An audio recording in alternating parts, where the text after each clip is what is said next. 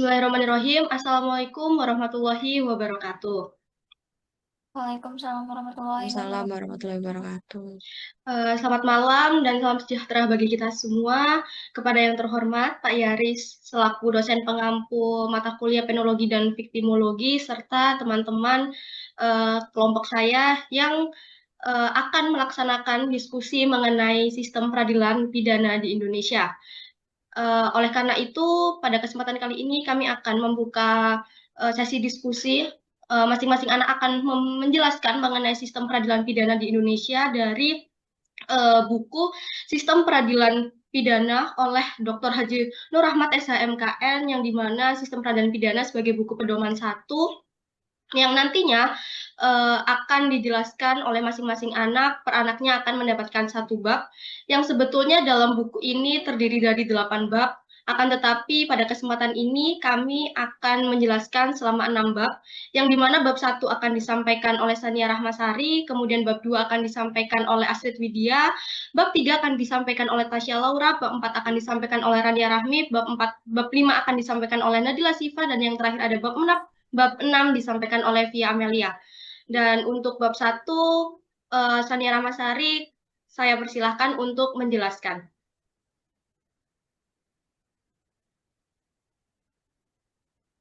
Baik, Baik. tanpa salam, perkenalkan saya Sania Rahmasari Dewi dengan NIM 276.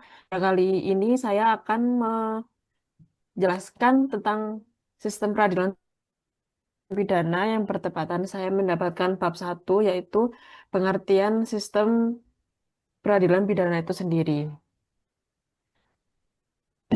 Baik, sistem peradilan pidana adalah sebuah konsep yang kompleks dan terintegritas yang bertujuan untuk mengendalikan dan menanggulangi kejahatan dalam masyarakat. Secara akademis, SPP dapat diartikan sebagai suatu rangkaian penegakan hukum yang dilakukan oleh penegak hukum dari penyelidikan hingga pemindanaan seorang pelaku tindak pidana. Istilah ini dikenal dengan criminal justice system yang awalnya dikemukakan oleh para pakar hukum pidana Amerika Serikat. Sistem peradilan pidana merupakan suatu konstruksi sosial yang kompleks dan dinamis, dirancang untuk menanggulangi permasalahan kejahatan dalam masyarakat. Sistem peradilan pidana tidak hanya sekedar kumpulan prosedur hukum yang kaku, melainkan juga melibatkan interaksi kompleks antara berbagai aktor, norma, dan nilai-nilai sosial. Aspek-aspek seperti budaya hukum, struktur sosial, dan kondisi ekonomi turut memengaruhi cara kerja dan efektivitas sistem ini. Tujuan utama dari sistem peradilan pidana adalah untuk mencapai keadilan bagi semua pihak yang terlibat dalam suatu perkara pidana. Komponen utama yang menyusun sistem peradilan pidana meliputi kepolisian, kejaksaan, pengadilan, dan lembaga permasyarakatan. Masing-masing komponen memiliki peran dan fungsi yang spesifik, namun saling terkait satu sama lain dalam menjalankan proses peradilan pidana. Kepolisian berperan dalam melakukan penyelidikan dan penyidikan terhadap tindak pidana. Kejaksaan bertugas melakukan penuntutan, pengadilan berfungsi sebagai tempat untuk memeriksa dan memutus perkara pidana, sedangkan lembaga pemasyarakatan bertanggung jawab atas pelaksanaan putusan pengadilan berupa pidana penjara. Beberapa isu krusial yang sering menjadi sorotan dalam konteks sistem peradilan pidana Indonesia antara lain adalah masalah overcrowding di lembaga permasyarakatan, lambatnya proses peradilan, rendahnya tingkat kepercayaan masyarakat terhadap lembaga penegak hukum, serta masih adanya praktik-praktik korupsi dan kolusi dalam sistem peradilan. Lalu selanjutnya ada tujuan dan fungsi sistem peradilan pidana. Sistem peradilan pidana memiliki tujuan dan fungsi yang fundamental dalam menanggulangi kejahatan serta menjaga ketertiban sosial dalam masyarakat. Secara umum, tujuan utama dari SPP adalah untuk mencegah terjadinya kejahatan, yang mencakup upaya untuk mengurangi kemungkinan individu atau kelompok menjadi korban kejahatan. Selain itu, SPP bertujuan untuk menyelesaikan kasus-kasus kejahatan yang telah terjadi, sehingga masyarakat merasa bahwa keadilan telah ditegakkan dan pelaku kejahatan mendapatkan sanksi yang sesuai dengan perbuatannya. Fungsi dari sistem peradilan pidana tidak hanya terbatas pada penegak hukum, tetapi juga mencakup aspek rehabilitasi dan resosialisasi bagi pelaku tindak pidana. Melalui lembaga pemasyarakatan, SPP berupa SPP berupaya untuk mengubah perilaku pelaku kejahatan agar tidak mengulangi perbuatannya di masa depan. Selanjutnya, SPP juga berfungsi sebagai pengawas sosial yang membantu menegakkan norma-norma hukum dan etika dalam masyarakat sehingga menciptakan rasa aman bagi warga negara. Tujuan dan fungsi sistem peradilan pidana adalah untuk mewujudkan keadilan, menjaga ketertiban umum, serta melindungi hak-hak individu dalam masyarakat melalui penegak hukum yang adil dan efektif. Secara esensial, sistem ini dirancang untuk mengatasi kejahatan dengan cara yang sesuai dengan prinsip-prinsip hukum dan hak asasi manusia. Selain itu, sistem peradilan pidana berfungsi untuk memberikan efek jera kepada masyarakat. Fungsi pencegahan ini tidak hanya bersifat individual, di mana pelaku dihukum agar tidak mengulangi tindakannya, tapi juga bersifat umum yang bertujuan agar masyarakat luas takut untuk melakukan pelanggaran hukum karena ancaman hukuman yang pasti. Selain itu, sistem ini juga berfungsi untuk menegakkan prinsip-prinsip legalitas, proporsionalitas, dan kepastian hukum di mana setiap tindakan dalam penanganan tindak pidana harus dilakukan sesuai dengan ketentuan hukum yang berlaku, tidak berlebihan, serta memberikan kejelasan hukum bagi semua pihak yang terlibat. Yang selanjutnya ada sejarah perkembangan sistem peradilan pidana. Sebelum diberlakukannya Kitab Undang-Undang Hukum Acara Pidana pada tahun 1981, sistem peradilan pidana di Indonesia berlandaskan pada regulasi kolonial Belanda, yaitu Het Heerenveen Inlandsreglement atau yang biasa disebut HIR atau HIR yang diatur dalam Standblad 1941 nomor 44. HIR mengadopsi pendekatan inquisitoire di mana proses peradilan lebih menekankan pada peran hakim sebagai penyelidik dan pengadilan sebagai lembaga yang dominan dan menentukan hasil perkara. Namun, seiring dengan meningkatnya ketidakpuasan terhadap efektivitas dan keadilan sistem tersebut, muncul kebutuhan untuk merombak struktur dan mekanisme peradilan yang ada. Dengan disahkannya Undang-Undang Nomor 8 Tahun 1981, Indonesia beralih ke sistem akusatoire yang lebih menghargai hak-hak individu dan memberikan ruang bagi terdakwa untuk membela diri secara aktif. Lalu yang selanjutnya ada prinsip-prinsip dasar sistem peradilan pidana. Secara umum, salah satu prinsip yang paling mendasar adalah asas legalitas. Asas legalitas ini yang mempunyai arti bahwa seseorang tidak dapat dihukum kecuali atas dasar undang-undang yang telah ditetapkan secara resmi dan berlaku sebelum perbuatan dilakukan. Lalu ada asas praduga tak bersalah atau presumption of innocence yang menyatakan bahwa setiap orang dianggap tidak bersalah sampai terbukti secara sah dan meyakinkan bersalah oleh pengadilan berwenang. Asas praduga tak bersalah ini juga merupakan pilar utama dalam sistem peradilan pidana modern, di mana setiap individu yang dituduh melakukan tindak pidana harus dianggap tidak bersalah hingga terbukti sebaliknya melalui proses peradilan yang adil. Lalu ada asas keadilan material dan prosesual juga menjadi prinsip dasar yang penting.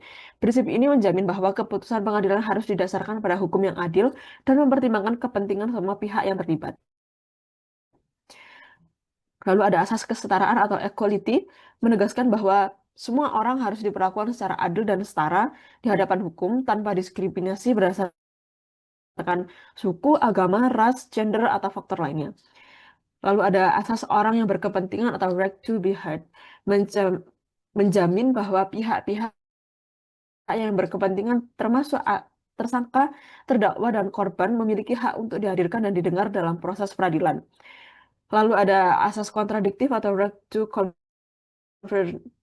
confrontation, memberikan hak kepada terdakwa untuk menghadapi dan memeriksa saksi-saksi yang memberikan keterangan di persidangan serta memberikan kesempatan untuk membantah atau menyanggah keterangan-keterangan tersebut. Asas keterbukaan atau openness mendorong proses peradilan untuk dilakukan secara terbuka, kecuali ada alasan yang jelas untuk menjaga kerahasiaan atau kepentingan yang wajar. Lalu ada prinsip proporsionalitas juga menjadi elemen penting dalam sistem peradilan pidana. Karena prinsip ini menekankan bahwa hukuman yang dijatuhkan harus seimbang dengan tingkat kesalahan dan dampak dari tindak pidana yang dilakukan. Lalu ada asas akuntabilitas merupakan prinsip lain yang menggarisbawahi bahwa semua aktor dalam sistem peradilan pidana termasuk polisi, jaksa, hakim, dan petugas permasyarakatan harus menjalankan tugasnya dengan transparansi dan bertanggung jawab. Akuntabilitas ini tidak hanya berlaku dalam proses pengambilan keputusan, akan tetapi juga dalam pelaksanaan hukuman guna mencegah penyalahgunaan wewenang dan melindungi hak-hak individu yang terlibat dalam proses hukum. Lalu ada prinsip perlindungan hak asasi manusia yang juga menjadi landasan penting dalam sistem peradilan pidana, karena di mana setiap individu yang berhadapan dengan hukum, baik sebagai korban, tersangka, terdakwa maupun terpidana, harus mendapatkan perlakuan yang sesuai dengan martabat dan hak-hak dasarnya. Prinsip yang terakhir adalah prinsip independensi dan imparsialitas pengadilan menjadi krusial dalam memastikan bahwa proses peradilan tidak dipengaruhi oleh tekanan politik, ekonomi, atau sosial, serta bahwa setiap individu diadili berdasarkan bukti dan fakta yang ada, bukan berdasarkan bias atau prasangka. Lalu yang terakhir, saya akan menjelaskan pentingnya pemahaman sistem peradilan pidana di Indonesia. Dengan memahami SPP secara mendalam, masyarakat dapat menyadari bagaimana proses penegakan hukum berlangsung, serta pentingnya setiap tahap dalam mencapai keadilan yang substansif. Misalnya, pemahaman tentang asas praduga tak bersalah memberikan perspektif bahwa setiap individu berhak atas perlakuan yang adil sebelum ada putusan hukum yang sah, sehingga mendorong masyarakat untuk lebih menghargai prinsip-prinsip hukum yang berlaku. Dengan memahami bagaimana sistem bekerja, masyarakat dapat berpartisipasi aktif dalam upaya pencegahan kejahatan melalui pendidikan dan kesadaran hukum. Pentingnya pemahaman ini juga tercermin dalam kebutuhan akan transparansi dan akuntabilitas dalam sistem peradilan. Mungkin cukup dari saya. Bab selanjutnya akan dipaparkan oleh rekan saya. Terima kasih. Baik, selanjutnya saya Asit Widya Putri NIM 232 akan melanjutkan bab 2 dari sistem peradilan pidana ini, yang mana mengenai konsep dan teori dalam sistem peradilan pidana. Teori-teori di dalam peradilan pidana itu berkembang sebagai dasar konseptual untuk memahami bagaimana sistem peradilan pidana seharusnya berfungsi dalam menegakkan hukum untuk mencapai keadilan serta melindungi masyarakat dari tindakan kejahatan. Beberapa teori utama yang mendasari peradilan pidana itu sendiri ialah ada teori retributif, teori preventif, teori rehabilitatif, dan teori restoratif, yang masing-masing menawarkan pendekatan berbeda terhadap tujuan dan mekanisme penghukuman. Untuk yang pertama yaitu ada teori absolut atau teori pembalasan, yang mana bahwa pidana itu harus diberikan sebagai akibat langsung dari kejahatan yang dilakukan kepada pelaku sebagai tuntutan keadilan yang absolut. Kemudian selanjutnya ada teori relatif atau teori tujuan, yang mana pokok tujuan dari pemidanaan ialah agar narapidana nanti menjadi masyarakat yang baik dan berguna. Kemudian teori ini juga mengutamakan kemanfaatan dan tujuan yang lebih jauh daripada hanya sekedar pembalasan. Selanjutnya ada teori retributif, yang mana menurut teori ini kejahatan merupakan pelanggaran moral dan hukum yang harus dibalas setimpal dengan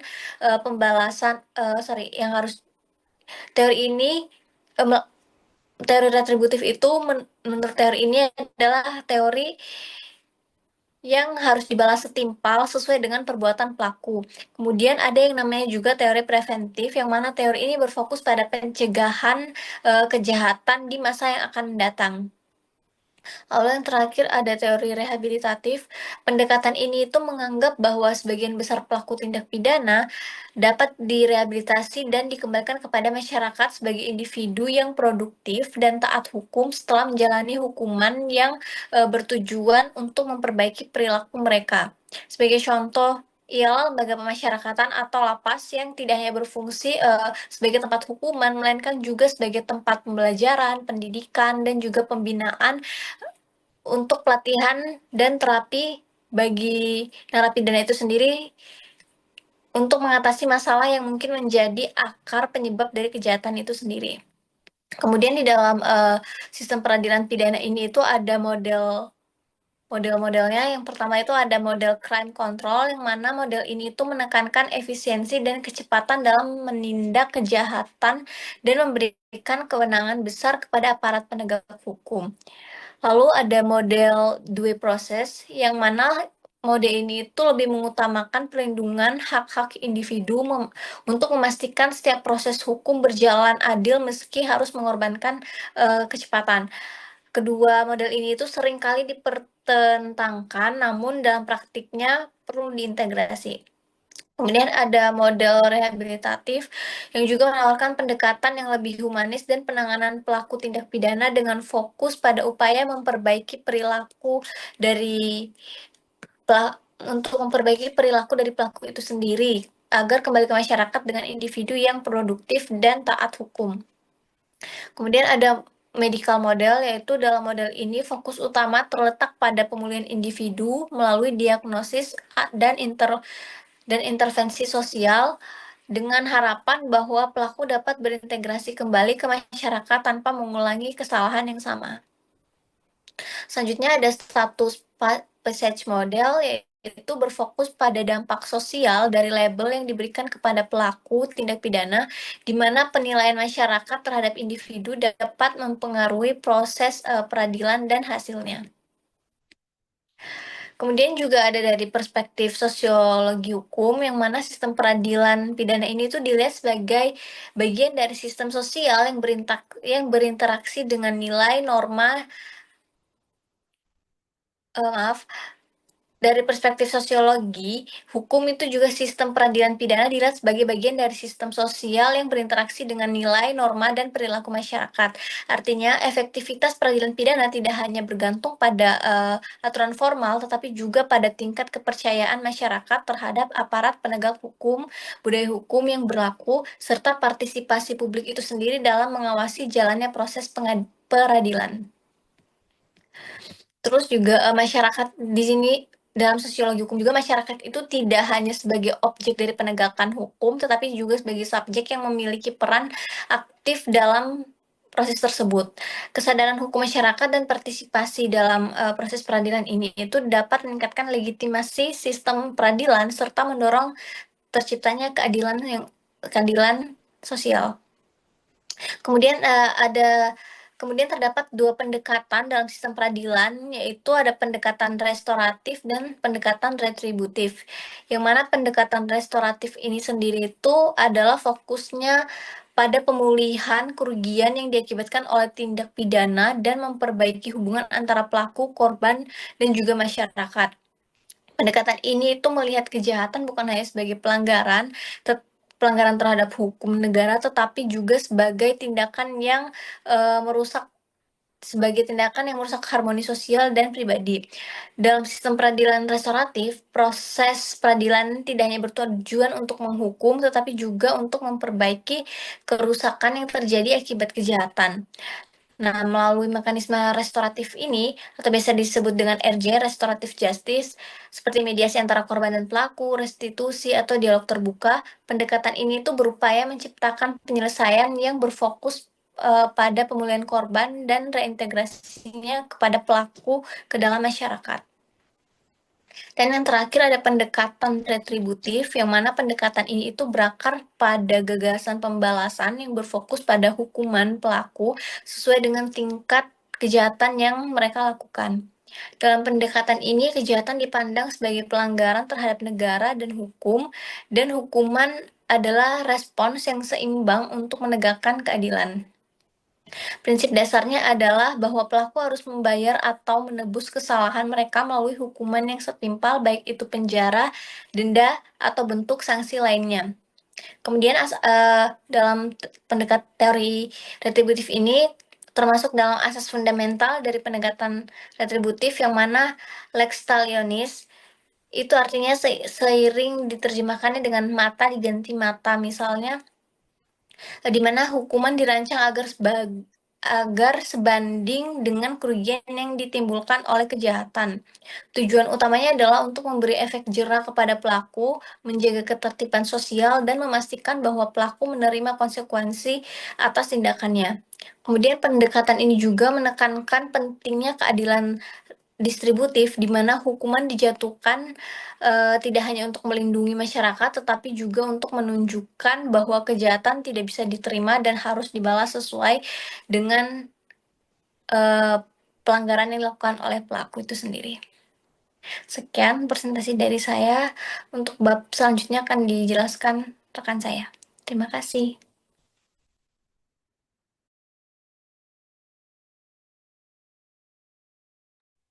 Oke, perkenalkan, nama saya Tasya Laura dengan NIM 107. Nah, kali ini saya akan menjelaskan tentang kelanjutan bab 3, yaitu komponen-komponen sistem peradilan pidana.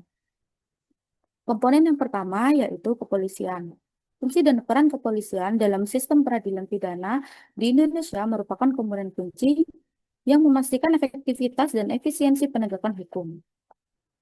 Kepolisian sendiri itu sebagai gatekeepers atau penjaga gerbang dari sistem peradilan pidana, karena kepolisian memiliki peran yang sentral dalam sistem peradilan pidana itu sendiri, karena sistem peradilan pidana itu sendiri dimulai dari kepolisian. Dalam hal ini, kepolisian bertugas memelihara keamanan dan ketertiban masyarakat, menegakkan hukum, serta memberikan perlindungan, pengayoman, dan pelayanan kepada masyarakat sesuai dengan pasal 13 Undang-Undang Nomor 2 Tahun 2002. Kepolisian juga bertindak sebagai penyelidik dan penyidik untuk melakukan penyelidikan dan penyidikan terhadap dugaan tindak pidana yang merupakan langkah awal untuk mengidentifikasi benar atau tidaknya suatu peristiwa pidana yang telah terjadi, sesuai dengan pasal 1-4 KUHP. Dengan demikian, kepolisian berperan sebagai pintu masuk dalam penegakan hukum di Indonesia, memastikan bahwa proses peradilan pidana berjalan dengan adanya peran dari kepolisian yang sentral dalam sistem peradilan pidana. Kemudian, kepolisian juga mengupayakan agar usaha preventif dan represif dalam menanggulangi kriminal berjalan dengan sebaik-baiknya. Hal ini karena pihak kepolisian merupakan pihak yang sudah seharusnya dapat dipercaya oleh masyarakat, karena kepolisian sendiri itu berada di dalam tengah-tengah masyarakat, serta mampu memberikan rasa aman dan perlindungan yang tepat bagi masyarakat. Oleh karena itu, persoalan yang dikemukakan di atas mengisyaratkan keterkaitan dan kompleksitas permasalahan hukum yang muncul dari subsistem kepolisian selaku pintu masuk dalam penegakan hukum. Dalam praktiknya sendiri, tugas pokok dan fungsi Polri selain sebagai pengayom masyarakat, juga sebagai penegak hukum. Moral utama dalam Undang-Undang Kepolisian, maka diperlukan pendekatan filosofis untuk memahami nilai-nilai tersebut. Kemudian dengan demikian, kepolisian juga berperan sebagai komponen yang sangat penting dalam menjaga keamanan dan ketertiban masyarakat, serta menegakkan hukum dengan efektif dan efisien dalam konteks sistem peradilan pidana di Indonesia. Dalam kepolisian sendiri itu sangat terkenal dengan proses penyelidikan dan penyidikan. Proses penyelidikan sendiri dan penyidikan dalam sistem peradilan pidana di Indonesia merupakan langkah-langkah awal yang krusial dalam penegakan hukum pidana. Penyelidikan yang diatur oleh Undang-Undang Hukum Acara Pidana atau KUHP dimulai dengan adanya laporan tentang adanya peristiwa yang diduga sebagai tindak pidana. Laporan ini kemudian akan diproses oleh penyelidik. Nah, penyelidik sendiri itu yaitu pejabat Polisi Negara Republik Indonesia atau Polri yang diberi wewenang oleh KUHP untuk melakukan penyelidikan yang tertera dalam pasal 1-4 KUHP. Kemudian penyelidikan ini bertujuan untuk mengidentifikasi benar atau tidaknya suatu peristiwa pidana yang terjadi melalui penelitian berdasarkan hukum dan peraturan perundang-undangan. Dalam proses ini, penyelidik akan mengumpulkan bukti-bukti terkait dengan dugaan suatu tindak pidana, serta menentukan siapa yang diduga sebagai pelaku. Kemudian, setelah penyelidikan itu selesai, jika terdapat bukti yang cukup untuk melanjutkannya, maka kasus tersebut akan dilakukan penyidikan. Penyidikan sendiri itu merupakan tahap persiapan yang lebih lanjut untuk mengungkap suatu peristiwa pidana melalui penindakan yang berupa penangkapan, penahanan, penggeledahan, penyitaan, pemeriksaan surat, pemanggilan, tindakan pemeriksaan, penyelesaian, dan penyerahan berkas perkara kepada penuntut umum. Penyidikan ini dilakukan oleh penyidik yang juga merupakan pejabat Polri dan tidak boleh dilakukan oleh jaksa atau pejabat lain. Penyidikan sendiri dilakukan baris penyidikan sendiri berfungsi untuk sebagai penyaring apakah suatu peristiwa tersebut dapat dilakukan penyidikan atau tidak, sehingga kekeliruan pada tindakan penyidikan yang sudah bersifat upaya paksa terhadap seseorang dapat dihindarkan. Kemudian yang pidana di Indonesia merupakan komponen penting yang memastikan efektivitas dan efisiensi penegakan hukum. Berdasarkan Undang-Undang Nomor 16 Tahun 2004 tentang Kejaksaan Republik Indonesia, kejaksaan memiliki tugas dan wewenang yang jelas dalam bidang pidana. Salah satu tugas utama kejaksaan adalah melakukan penuntutan, yaitu proses mengajukan tuntutan pidana terhadap pelaku tindak pidana kepada pengadilan. Selain itu, kejaksaan juga bertugas melaksanakan penetapan hakim dan putusan pengadilan yang telah memperoleh kekuatan hukum tetap, sehingga memastikan bahwa putusan pengadilan yang telah diputuskan oleh hakim dapat dilaksanakan secara efektif. Kemudian, kejaksaan juga memiliki wewenang untuk melakukan pengawasan terhadap pelaksanaan putusan pidana bersyarat. Hal ini menunjukkan bahwa kejaksaan tidak hanya bertindak sebagai penuntut umum, tetapi juga sebagai pengawas yang memastikan bahwa putusan pidana yang diberikan dapat dilaksanakan dengan baik dan tidak melanggar hukum. Kemudian, fungsi penuntutan dalam proses peradilan pidana di Indonesia merupakan salah satu tahap krusial yang menghubungkan penyidikan dengan pemeriksaan di pengadilan dan diatur secara jelas dalam Kitab Undang-Undang Hukum Acara Pidana atau KUHP serta Undang-Undang Nomor 16 Tahun 2004 tentang Kejaksaan. Di Indonesia memegang peranan penting dalam memastikan kelancaran dan efektivitas proses penegakan hukum. Dalam hal ini, kepolisian berfungsi sebagai institusi yang melakukan penyelidikan dan penyidikan terhadap tindak pidana, sedangkan pengadilan berperan sebagai lembaga yang memeriksa dan memutuskan perkara yang diajukan oleh penuntut umum. Koordinasi ini juga mencakup komunikasi yang efektif antara penuntut umum dan penyidik, di mana penuntut umum memiliki tanggung jawab untuk memberikan arahan kepada kepolisian terkait dengan strategi penuntutan dan pengumpulan bukti. Kemudian lembaga selanjutnya yaitu pengadilan. Struktur dan kewenangan pengadilan dalam perkara pidana dalam sistem peradilan pidana di Indonesia merupakan komponen kunci yang memastikan keadilan dan transparansi dalam proses penegakan hukum. Dalam hal ini, pengadilan berfungsi sebagai lembaga yang independen dan netral, serta bertanggung jawab untuk memeriksa dan memutuskan perkara pidana yang diajukan oleh penuntut umum. Tahapan persidangan pidana dalam perkara diatur secara rinci dalam KUHP dan mencakup serangkaian langkah yang dirancang untuk menjamin keadilan dan transparansi dalam penegakan hukum. Proses ini dimulai setelah berkas perkara dilimpahkan oleh penuntut umum ke pengadilan, di mana persidangan akan dibuka dan dinyatakan terbuka untuk umum kecuali untuk perkara tertentu diatur sebagai tertutup.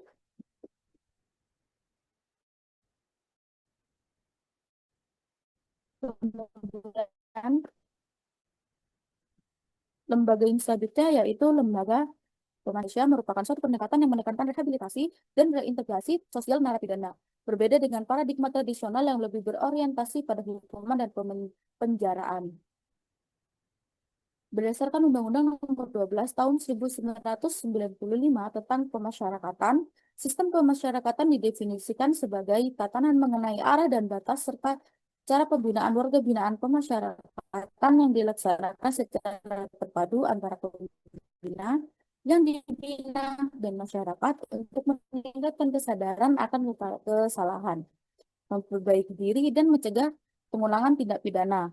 Konsep ini muncul sebagai respon terhadap kebutuhan untuk mengubah cara pandang terhadap narapidana dari sekedar objek hukuman menjadi subjek yang memiliki potensi untuk berubah dan kontribusi positif kepada masyarakat setelah menyelesaikan masa hukuman mereka. Dalam hal ini, pemasyarakatan berfungsi tidak hanya untuk melindungi masyarakat dari kemungkinan kejahatan yang diulang oleh narapidana, tetapi juga untuk mempersiapkan mereka agar dapat berintegrasi kembali ke dalam masyarakat sebagai individu yang produktif dan bertanggung jawab. Proses pembinaan narapidana yang bertujuan untuk rehabilitasi, reintegrasi, dan pengembangan keterampilan individu untuk menjalani hukuman penjara. Berdasarkan Undang-Undang Nomor 12 Tahun 1995 tentang pemasyarakatan, pembinaan narapidana tidak hanya berfokus pada aspek hukuman, tetapi juga pada pengembangan kepribadian dan kemandirian narapidana agar mereka dapat kembali masyarakat lebih baik setelah menjalani hukuman. Proses ini dilakukan melalui beberapa tahapan, yaitu tahap awal, tahap lanjutan, tahap asimilasi, dan tahap akhir, di mana masing-masing tahap memiliki tujuan dan metode yang di luar negara. Dalam sistem peradilan pidana di Indonesia merupakan suatu pendekatan yang semakin mendapat perhatian dalam upaya penegakan hukum yang lebih manusiawi dan efektif, berdasarkan perkembangan tujuan pemidanaan yang tidak lagi semata-mata berfokus pada upaya untuk memberikan penderitaan pada pelaku, melainkan telah mengarah kepada upaya-upaya pembaharuan ke arah yang lebih manusiawi. Alternatif pemidanaan diharapkan dapat memenuhi tujuan pemidanaan lebih baik. Pidana penjara telah dinilai tidak efektif lagi dalam menanggulangi tindak kejahatan, sehingga dengan adanya alternatif pemidanaan, pengganti pidana penjara diharapkan bisa memenuhi tujuan pemidanaan. Salah satu contoh alternatif pemidanaan yang telah diperkenalkan adalah pidana pengawasan, pidana kerja sosial judicial pardon, pidana denda, dan pidana penjara dengan mengangsur. Mungkin itu disampaikan oleh rekan saya. Terima kasih. Baik, baik untuk selanjutnya saya Rania Rahmi dengan NIM akhir 484 akan menjelaskan mengenai bab 4 yang dimana bab 4 itu sendiri membahas mengenai proses peradilan pidana. Mungkin kalian semua tidak terasa asing dengan proses tersebut dikarenakan pada semester-semester yang lalu telah kita bahas pada hukum acara pidana itu sendiri. Nah, untuk tahapan pertama pasti tidak luput dari adanya tahap penyelidikan dan juga penyidikan. Nah, kedua tahap ini merupakan langkah awal yang dimana untuk menemukan tindak pidana itu ada atau tidaknya, kemudian adanya tersangka atau tidaknya. Maka dari itu, baik dari penyelidikan dan juga penyidikan ini merupakan didefinisikan sebagai dua hal yang berbeda. Untuk penyelidikan itu sendiri adalah langkah awal untuk menemukan bahwasanya adanya tindak pidana, sedangkan penyidikan adalah untuk mengumpulkan bukti-bukti untuk menerangkan bahwasanya tindak pidana tersebut itu benar terjadi dan ada istilah tersangkanya. Nah, untuk penyelidikan itu sendiri didapat karena dari adanya informasi dari masyarakat. Hal itu termaktub dalam pasal 1/5, sedangkan penyidikan termaktub dalam pasal 1/2. Nah, dalam penyidikan tersebut tidak luput juga dari adanya kegiatan, bukan kegiatan ya, adanya tambahan untuk menerangkan peristiwa ini tadi ada juga penangkapan, penggeledahan, dan juga penyitaan dari barang bukti itu sendiri. Kemudian untuk yang kedua adanya tahap penuntutan. Nah, tahap penuntutan ini merupakan tahap di mana setelah penyelidikan dan juga penyidikan yang dilakukan oleh aparat kepolisian ini telah selesai, dilimpahkan kepada jaksa penuntut umum, yang dimana tugas utama daripada jaksa penuntut umum di bagian penuntutan ini adalah untuk menyusun surat dakwaan daripada tersangka ini tadi. Nah, oleh karena itulah pada tahap penuntutan ini kejaksaan akan menilai bahwasanya ada atau tidaknya kurangnya dalam hal penyidikan yang dilakukan oleh aparat kepolisian yang dinamakan adalah pra penuntutan oleh si jaksa penuntut umum ini. Nah, oleh karena itu, apabila si jaksa telah menghasilkan bukti yang cukup, maka dari itulah tugas dari jaksa adalah menyusun dakwaan itu tadi. Nah, pada tahap penuntutan ini juga tak luput daripada yang jenis perkara yang ditangani oleh jaksa penuntut umum ini. Nah, tergantung tindak pidananya. Apabila tindak pidananya biasa, maka peradilannya akan berat. Kemudian apabila peradilannya singkat, maka tindak pidananya ringan. Dan apabila peradilan yang dilakukannya cepat, maka sama dengan pelanggaran lalu lintas. Nah, hal ini termaktub dalam Undang-Undang Kejaksaan Nomor 16 Tahun 2004. Nah, kemudian untuk tahap selanjutnya adalah tahap persidangan, yang mungkin kembali kalian tidak asing dengan kalimat dan kata ini, karena pada dasarnya alur persidangan pidana setelah berkas perkara dilimpahkan ke pengadilan dari jaksa penuntut umum itu tadi. Nah, di dalam hal ini sebagaimana akan dibacakan di forum persidangan secara terbuka, kecuali kalau memang persidangan tersebut dilaksanakan secara tertutup seperti pidana anak. Nah, oleh karenanya pada dasarnya persidangan ini tuh dimulai dari pembacaan dakwaan oleh jaksa penuntut umum, kemudian dilanjut oleh terdakwa yang di pengadilan tersebut didampingi oleh jaksa penuntut umum atau bisa tidak didampingi, akan tetapi memang lumrahnya didampingi. Nah, ini untuk terdakwa di pengadilan apabila memang dia tidak didampingi alias dia berdiri sendiri, maka akan dipilihkan dari majelis hakim di pengadilan tersebut.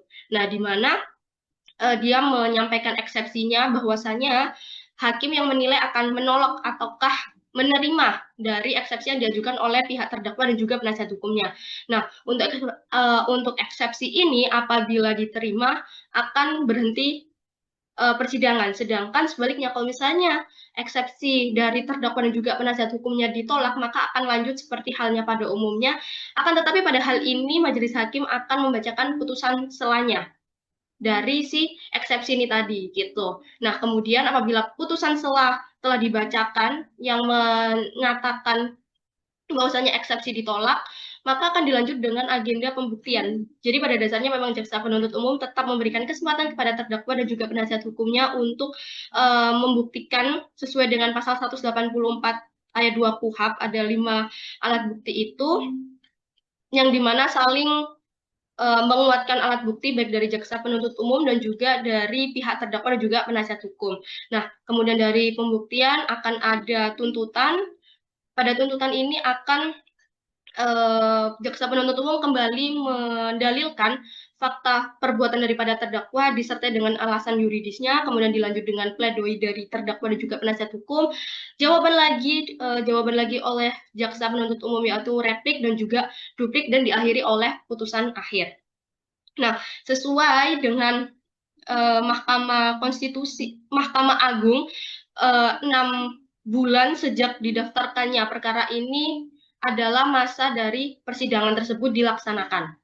Kemudian untuk yang selanjutnya adalah eksekusi putusan. Nah, untuk eksekusi putusan ini kembali dilimpahkan kepada jaksa penuntut umum setelah putusan tersebut berkekuatan hukum tetap dan ingkrah dari pengadilan. Jadi di mana jaksa ini memang berperan dalam hal eksekusi dikarenakan memang tergantung jenis pidana yang akan jenis pidana yang dijatuhkan oleh hakim. Seperti halnya misalnya hukuman badan, maka jaksa ini akan menyerahkan terdakwa ini ke lembaga pemasyarakatan sesuai dengan ketentuan yang berlaku. Akan tetapi dalam hal ini eksekusi pun tidak luput sesuai dengan prosedur, tetap diberikan kesempatan dan tetap diberikan kesempatan untuk menyampaikan pendapatnya. Kemudian yang selanjutnya mengenai hak-hak tersangka, terdakwa dan juga terpidana. Pada dasarnya tersangka, terdakwa dan terpidana ini singkatnya adalah kalau tersangka itu adalah sebuah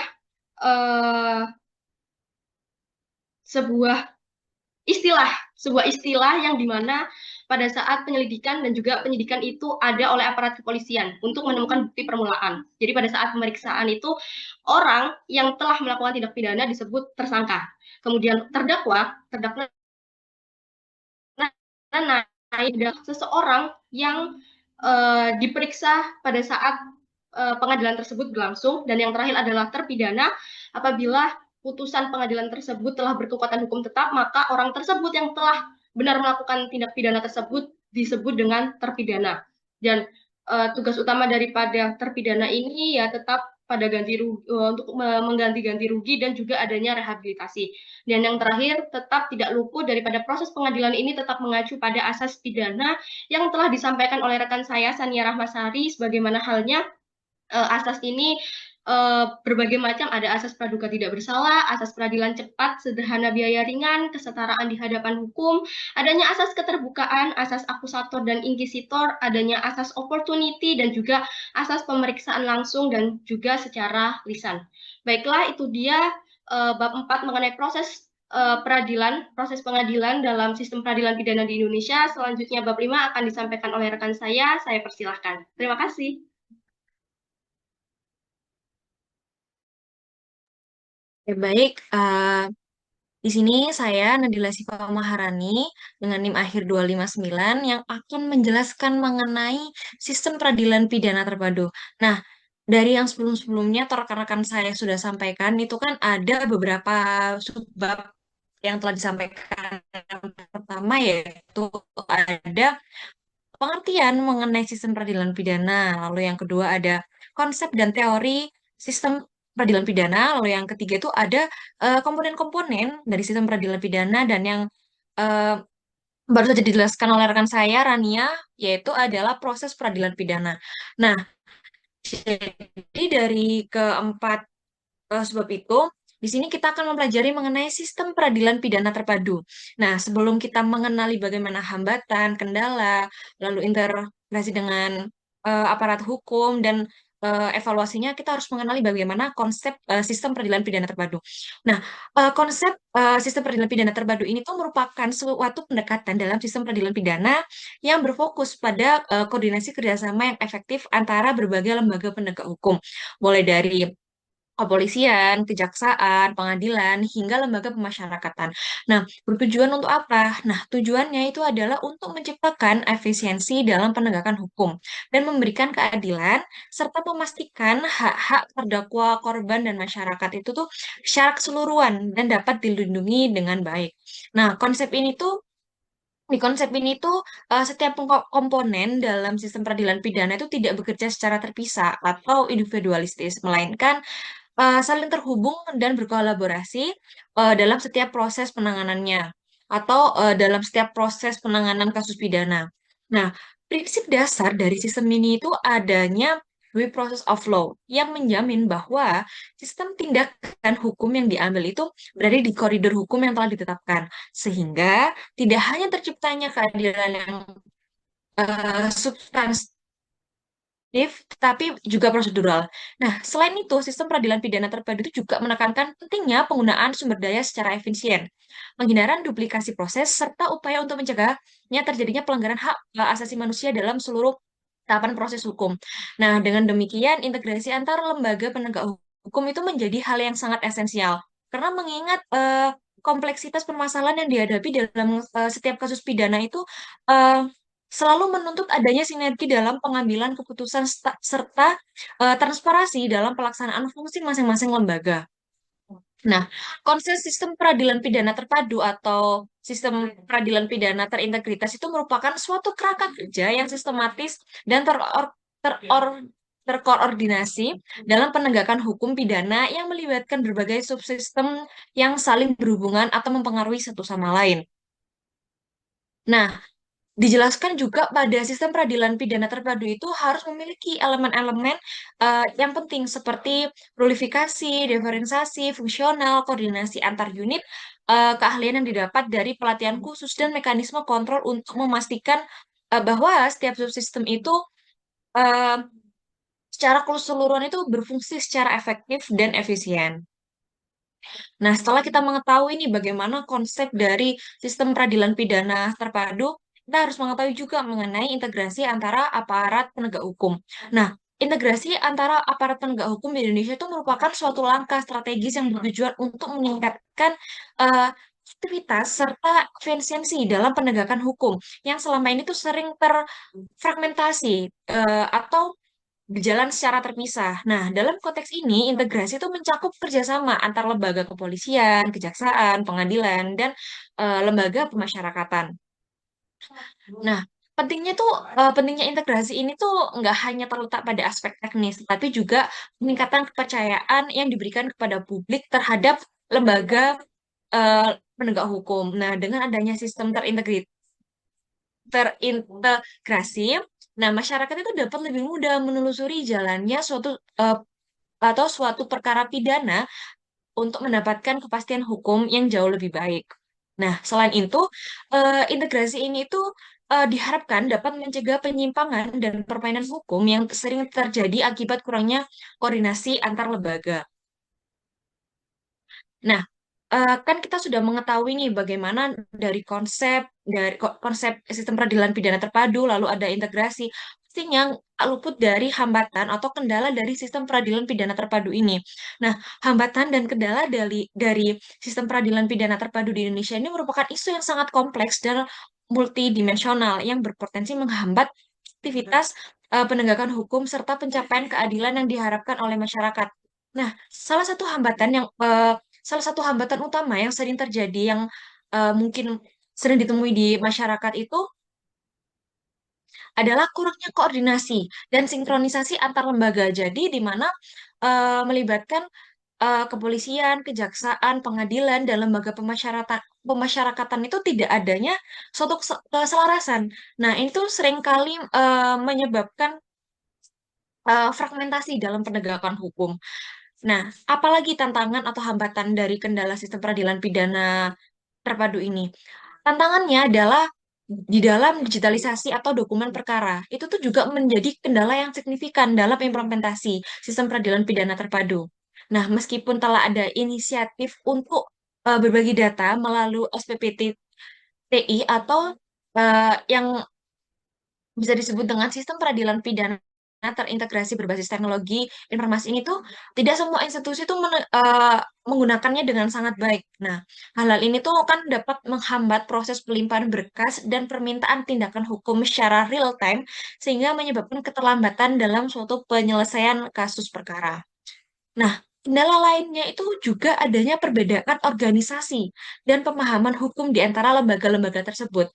Nah, jadi setiap lembaga itu memiliki cara kerja yang atau prosedur yang berbeda-beda yang dapat menyebabkan kesulitan dalam menjalin kerjasama yang efektif. Nah, aku akan memberikan contohnya yaitu adalah pendekatan kepolisian dalam penyidikan. Mungkin berbeda dengan pendekatan kejaksaan dalam penuntutan. Nah, ini tuh sehingga timbulnya ketidakcocokan dalam strategi penanganan kasus. Nah, kurangnya pelatihan yang memadai bagi aparat penegak hukum ini tuh eh, adalah faktor hambat juga. Nah, tanpa adanya pemahaman yang kuat tentang manfaat, mekanisme kerja sistem terpadu, dan upaya untuk meningkatkan efektivitas penegakan hukum, itu akan benar-benar sangat sulit untuk mencapai tujuan utama atau menerobos dari kendala-kendala atau hambatan yang saya sudah jelaskan tadi. Nah, selain itu, faktor politik itu ternyata juga menjadi peran penting dalam menghambat implementasi sistem peradilan pidana terpadu ini. Nah, seringkali alokasi anggaran itu untuk mengembangkan infrastruktur teknologi informasi dan pelatihan sumber daya manusia yang tidak memadai. Nah, selain itu, apa sih evaluasi dan reformasi sistem peradilan pidana di Indonesia? Nah, evaluasi dan reformasi sistem peradilan pidana di Indonesia itu merupakan proses yang kompleks dan berkelanjutan yang bertujuan untuk meningkatkan keadilan, transparansi, dan efektivitas dalam penegakan hukum.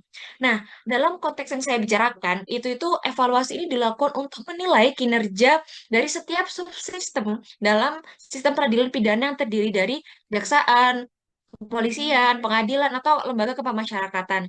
Nah, masing-masing subsistem memiliki fungsi yang saling terkait dan mempengaruhi satu sama lain. Nah, sehingga keberhasilan atau satu subsistem itu tuh sangat bergantung pada subsistem kerja yang lain. Jadi, contohnya seperti kepolisian dengan kejaksaan, itu tuh mereka akan saling terhubung satu sama lain. Nah, saya juga akan menjelaskan dengan detail. Contohnya itu kayak misalnya gini, penyidikan oleh kepolisian itu tidak dilakukan dengan baik. Hal ini tuh akan berdampak pada kualitas berkas perkara yang akan diberikan kepada kejaksaan untuk penuntutan. Nah, reformasi sistem peradilan pidana di Indonesia itu seringkali dipicu oleh kebutuhan untuk mengatasi berbagai masalah yang muncul dalam praktek hukum.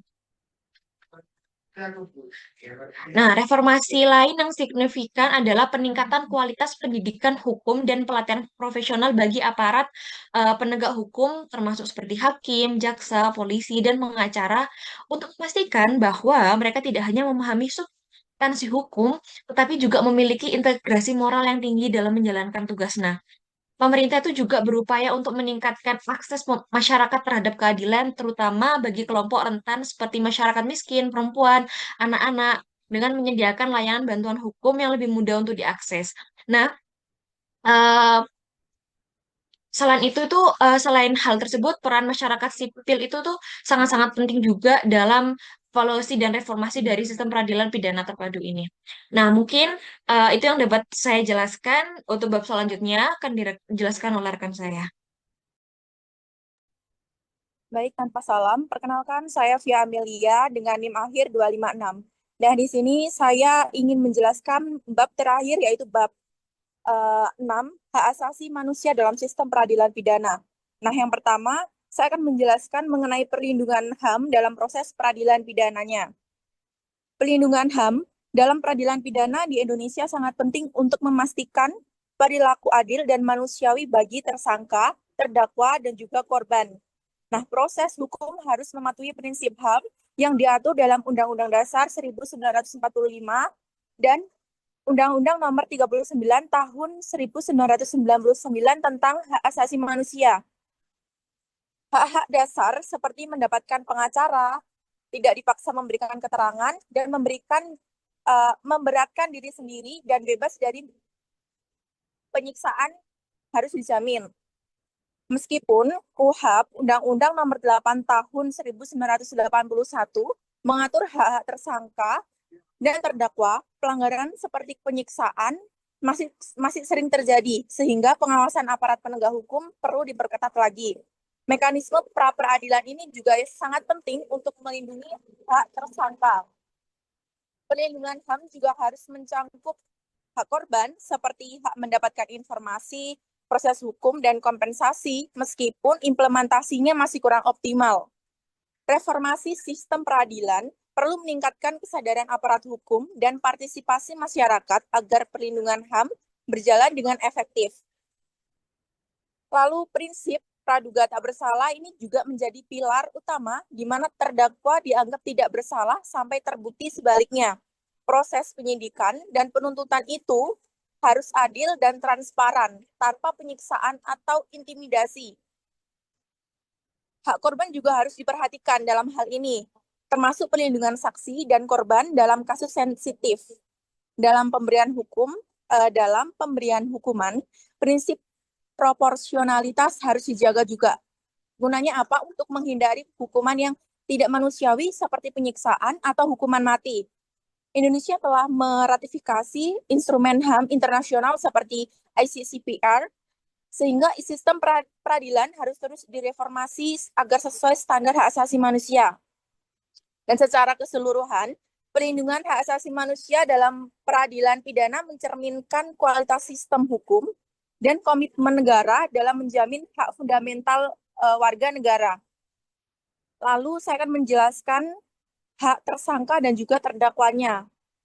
Hak tersangka dan terdakwa diatur dalam KUHP untuk memastikan perilaku adil dan manusiawi. Hak-hak ini meliputi sebagai berikut. Yang pertama adalah hak sebagai diperiksa dan diajukan ke penuntut umum. Lalu ada hak diberitahukan secara jelas tentang tuduhan. Lalu hak memberikan keterangan bebas dan mendapatkan bantuan juru bahasa. Hak mendapatkan bantuan hukum dan memilih penasihat hukum sendiri.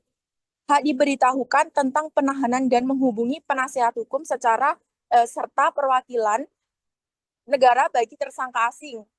Lalu hak menerima kunjungan keluarga, dokter, dan rohaniwan. Lalu ada lagi hak atas surat menyurat yang tidak diperiksa tanpa alasan yang kuat. Ada juga hak diadili di sidang terbuka dan mengajukan saksi pembela. Dan yang terakhir, hak tidak dibebani kewajiban pembuktian. Hak ini menjamin tersangka dan terdakwa dapat mempersiapkan pembelaan dan juga berpartisipasi aktif dalam proses peradilan. Lalu, saya akan menjelaskan mengenai hak korban dalam proses peradilan. Hak korban diatur dalam Undang-Undang Nomor 3 Tahun 2000, Undang-Undang Nomor 13 Tahun 2006 tentang perlindungan saksi dan korban, atau bisa juga disebut Undang-Undang PSK, yang meliputi yang pertama, perlindungan keamanan pribadi, keluarga, dan harta dari ancaman terkait kesaksian. Ini termasuk dalam pasal 5 Undang-Undang PSK. Lalu yang kedua ada hak ikut menentukan bentuk perlindungan dan dukungan keamanan. Ketiga, hak memberikan kesaksian tanpa tekanan dan mendapat penerjemah jika perlu. Lalu keempat, hak memberikan kesaksian secara elektronik atau tertulis jika dalam ancaman serius. Ini termasuk dalam pasal 9 Undang-Undang PSK. Lalu yang kelima, hak atas rehabilitas medis, mental, sosial, serta kompensasi dan juga restitusi. Ini termasuk dalam pasal 68 Undang-Undang PSK. Lalu ada juga hak atas bantuan transportasi, konsumsi, tempat tinggal sementara, dan juga bimbingan rohani. Hak korban semakin diakui sebagai bagian penting dalam sistem peradilan untuk didengar dalam persidangan dan mengajukan tuntutan ganti rugi. Namun, tantangan implementasinya itu masih ada seperti kurangnya informasi dan juga stigma sosial. Dan lalu secara keseluruhan pun pemenuhan hak korban tidak hanya berdampak pada kesejahteraan individu, tetapi juga mencerminkan komitmen sistem peradilan terhadap keadilan dan juga HAM secara menyeluruh. Lalu saya akan menjelaskan mengenai peran Lembaga Perlindungan Hak Asasi Manusia dalam sistem peradilan pidana. Nah, kita mengetahui bahwa Lembaga Perlindungan Saksi dan Korban atau bisa disebut LPSK ini berdasarkan Undang-Undang Nomor 13 Tahun 2006 berperan melindungi hak asasi, hak saksi dan juga korban selama proses peradilan. LPSK ini sifatnya mandiri dan juga independen, berfungsi menerima permohonan perlindungan, memberikan keputusan, dan melaksanakan perlindungan tersebut. LPSK ini juga bekerja sama dengan instansi terkait untuk memberikan dukungan komprehensif, termasuk mengajukan hak kompensasi dan juga restitusi bagi korban pelanggaran hak asasi manusia berat.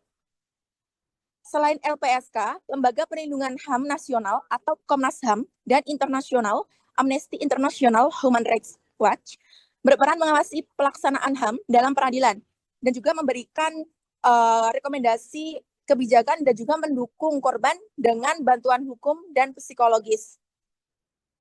Nah, dari sekian banyak lembaga-lembaga yang termasuknya adalah LPSK ini, meningkatkan kesadaran masyarakat tentang hak asasi manusia dan keadilan melalui pendidikan dan kampanye publik, mendorong partisipasi aktif, dan juga saling menguatkan untuk pengawasan.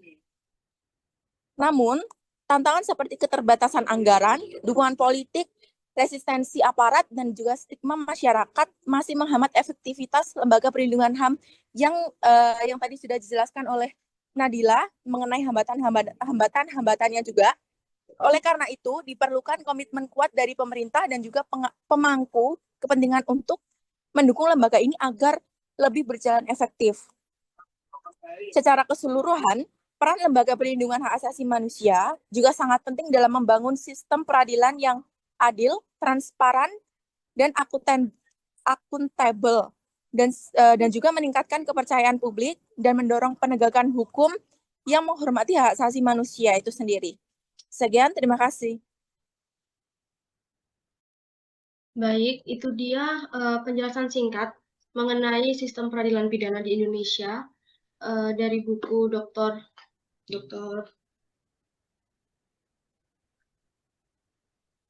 Sebentar.